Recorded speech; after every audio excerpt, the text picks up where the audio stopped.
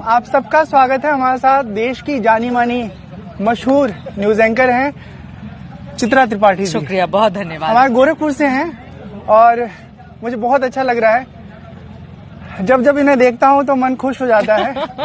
और खुशी वाला वीडियो तो आपका बहुत वायरल हो गया था, बहुत जो आपने क्लिक किया था। हाँ, और फिर आपने डिलीट क्यों कर दिया था? थोड़ा डर गया था। लोग कई बार अनपढ़ों की तरह टिप्पणी कर देते हैं। क्या बोल रहे थे? वो कह रहे थे कि एक साधु को इस तरह की बातचीत में नहीं जाना चाहिए, लेकिन मेरा मानना है वो मेरा अतीत था ना। विद्यार्थी जीवन में किसके मन में आकर्षण नहीं होता? कोई भी साधु हो उसको झूठ तो नहीं बोलना चाहिए। नहीं बोलना चाहिए। तो आपने क्यों नहीं लिखा अब डिलीट करने? कोई साधु कैसे डर सकता है लोगों की टिप्पणी से? दुनिया से थोड़ा डरना पड़ता है। आप डरेंगे तो फिर कैसे चलेगा बताइए? अच्छा, आप कैसी है बताइए? मैं एकदम बढ़िया, अच्छी।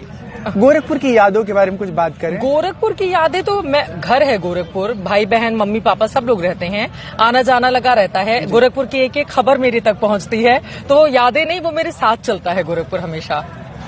आपका जो पूरा सफर है वो बहुत संघर्षों से भरा है। मुझे बहुत सारा दृश्य याद है।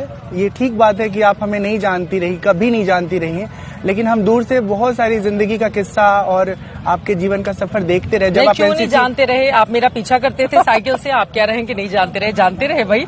जब मैं बताइए अपनी कहानी, खुद ही बता दीजिए। जो डिलीट करना पड़ा था आपको? मैं जो है जेडी में था। हाँ, जूनियर डिवीजन में। और आप एसडी सीनियर में मतलब उसमें मिला था बीए वाला सीनियर जो होता है, तो करीब 3 साल का फासला था। बट लड़कियों की उम्र पता नहीं चलती। चित्रा जी आई और हमारा 44 बटालियन था। हम एक साथ कई बार परेड करने का आसपास वातावरण पाते थे। तो जब ये परेड करके निकली तो उसी समय मैंने सोच लिया था कि आज मैं फॉलो करूंगा कि ये देखते हैं किस तरफ रहती हैं, कहाँ जाती हैं। जब आपने चलना शुरू किया तो पीछे पीछे हम चले और जैसे ही आपने ना विश्वविद्यालय के प्रवेश मार्ग से परिसर में प्रवेश किया, हाँ। मैं अपने साइकिल को अपने घर की तरफ ले गया। मैं एक चीज पूछना चाहता, आप इतने तेज तर्रार हैं, इतना अच्छा बोलते हैं, सारी चीजें, परिवार है, पहले आप बचपन में पीछा भी किया करते थे हम लोगों का, फिर अचानक से ये साधु जीवन में परिवर्तन कैसे हो गया? कुछ पता नहीं चलता। मुझे एक बात समझ में आ गई थी कि दुनिया बहुत स्वार्थी है। सब लोग अपने मतलब से आपकी जिंदगी में आते हैं और स्वार्थ सिद्ध हुआ सब छोड़ के निकल जाते हैं। आप जिस जगह पे हैं क्या वहाँ पर स्वार्थ सिद्धि नहीं है? हमने देखा है बाबाओं को बड़े बड़े पदों के लिए मतलब हाँ। लालसा रखते हुए, तो क्या यहाँ पर नहीं है स्वार्थ सिद्धि? हाँ, स्वार्थ सिद्धि है सबके जीवन में, पर मेरे जीवन में मुझे अपना भला देखना था कि सब संसार के लोग, रिश्ते नाते लोग अपने मतलब से हमारा उपयोग करेंगे। कल के लिए पत्नी भी अपने मतलब के लिए कहेगी, अगर उसकी जिंदगी की जरूरतें पूरी कर दिए तो खुश, जबरदस्ती और नहीं तो फिर नाराज हो। नहीं, सबको नहीं कोस रहे हैं। हाँ। हम भी कभी कभी सोचते हैं कोई अच्छी सी मिल जाए तो शादी कर लेते हैं। अच्छा है विचार ऐसा अब बना। तो अभी मिली नहीं है कोई? अभी मिली नहीं है।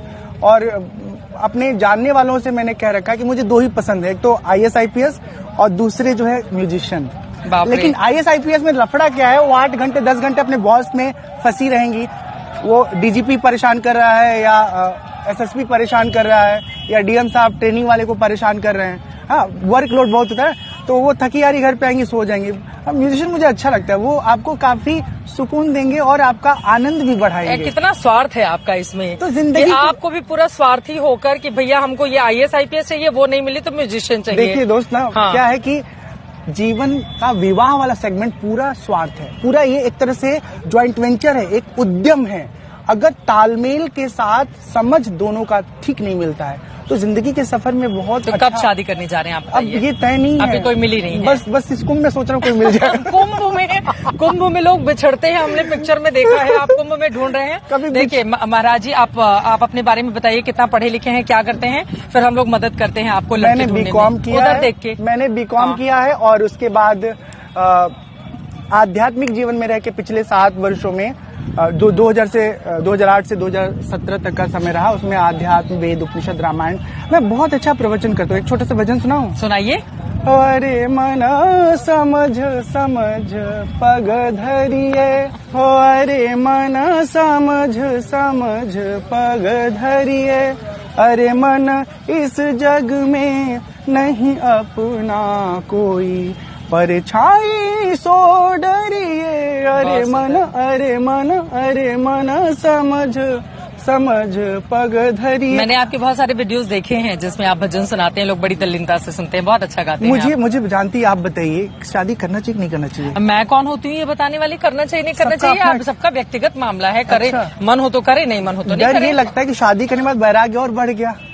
वैराग्य किस चीज से? परिवार से, दुनिया से, विषय वासना। नहीं, फिर आप दूसरी लड़की की जिंदगी खराब करेंगे अगर आपके मन में पहले से इस तरह सब की बातों विचार से है तो। बीच में ऐसे द्वंद में फंसा ना कि 15 साल जो व्यक्ति अकेला जीवन जी चुका है, क्या वो किसी के साथ जी आपकी पाएगा? कितनी उम्र है? 37 रन कर रहा है। 37 नहीं तो आप सोच समझ के ऐसा नहीं हो, मतलब ये तो किसी और का जीवन नहीं खराब बस करना इसी चाहिए। दुविधा में पड़े हैं। गंगा मैया से प्रार्थना किया तो विरक्त बना दो, गंगा मैया प्लीज या तो बाबा जी आसक्त को बना। आप एक अच्छी सी इनके मन मुताबिक लड़की प्रदान करें, हम लोग ये कामना करते हैं, ठीक है, ताकि इनको फिर किसी और का पीछा नहीं करना पड़े। खैर वो बहुत पुरानी बात नहीं, है। पीछा बताऊं आपको, सच में हम किसी का पीछा नहीं करते। मेरे फोन का कोई भी एक्सेस ले सकता है कभी भी, 24/7 मैं व्हाट्सएप लिंक कर सकता हूँ। हाँ।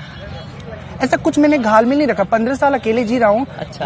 कोई दिक्कत नहीं है। कैरेक्टर वाइज सब कुछ बहुत नहीं अच्छा नहीं, है। मैं जानती हूँ आपको भैया, बस बहुत ये है प्यारे कि हैं, मैं अच्छे थोड़ा इंसान हैं। हंसमुख हूँ, खुले मन का हूँ। मुझे लगता है ना कि जैसे मैं आपसे मिलकर बात कर रहा हूँ, ठीक है, किसी और का बोली अच्छा लगा, गाना अच्छा लगा, कुछ भी क्रिएटिविटी पसंद आई, आप खुल करके खुले आसमान में बतिया रहे हो। आपकी पत्नी जो फुसुर फुसुर जल रही है कि देखो हमको छोड़ के उनसे बतियाया जा रहा है। भगवान मतलब आप मैं एक बस बात खत्म करता हूँ। क्या है ना कि हमारे समाज में एक बहुत बड़ी एक ट्रेजेडी है कि हम विवाह करके ना लोगों को कैद करना चाहते हैं। कैद नहीं करना चाहिए। शादी करो और खुली जिंदगी उसे दो, खुला जीवन जियो। विवाह के बारे में मतलब मुझे लगता है कि हर समय बदलते उसके साथ उसका अलग अलग स्वरूप आता है, तो मुझे लगता है कि जो जिसमें सुविधाजनक है उसको वैसा कर लेना चाहिए, है ना। लेकिन ये भी सच्चाई है कि सनातन धर्म में विवाह का अपना एक महत्व है और उसको इग्नोर नहीं करना चाहिए। लेकिन हमको सबसे बड़ा बात ये लग रहा है ना कि विवाह कर लेने से कैरेक्टर डिस्प्यूट वाला मामला खत्म हो जाएगा। नहीं, सिंगल कैरेक्टर ऐसा है कि अगर आप सिंगल है ना 60 उम्र में, नहीं मैं आपको बताऊं, अगर हम लोग इस तरह की बातें करेंगे, आप तो खैर खुद ही मौज से आते हैं, आप बाबा हैं, इतने बड़े डिजिटल बाबा हैं।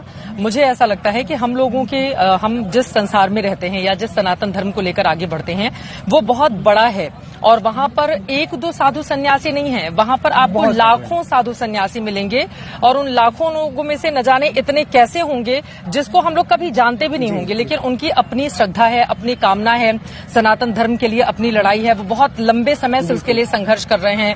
और उनमें से बहुत सारे लोग अविवाहित हैं जिन्होंने विवाह नहीं किया क्योंकि वो धर्म की रक्षा के लिए लड़ाई लड़ रहे हैं। तो मुझे लगता है कि अगर हम विवाह को लेकर इस तरह से जोड़ेंगे कि नहीं अगर हम विवाह नहीं करते लोग हमारे ऊपर सवाल उठाएंगे, तो वो तमाम साधु सन्यासी जो अविवाहित रहकर समाज की, देश की, सनातन धर्म के लिए काम कर रहे हैं, तो फिर उनके ऊपर ये सवाल उठ जाएगा। उनके ऊपर सवाल नहीं है मेरा, क्योंकि बहुत बड़ा है और मतलब उन लोगों को कि जो अपने परिवार से विरक्त होकर और वो लगातार धर्म के लिए काम कर रहे हैं, तो उनके प्रति तो हमारी मतलब प्रणाम होना चाहिए। बिल्कुल सही बात है। बहुत अच्छा लगा आपसे बात करके, मुझे भी बहुत अच्छा लगा। आपको बहुत सारी शुभकामनाएं, खूब अच्छा कीजिए, ईश्वर आपको वो ताकत दे कि विवाह करना है वो फैसला लें आप, या विवाह नहीं करना है वो फैसला लें, लेकिन अगर करें तो भाई जीवन भर आप उससे निभाएं। मैं इसकी कामना करती हूँ। बहुत शुक्रिया, बहुत धन्यवाद।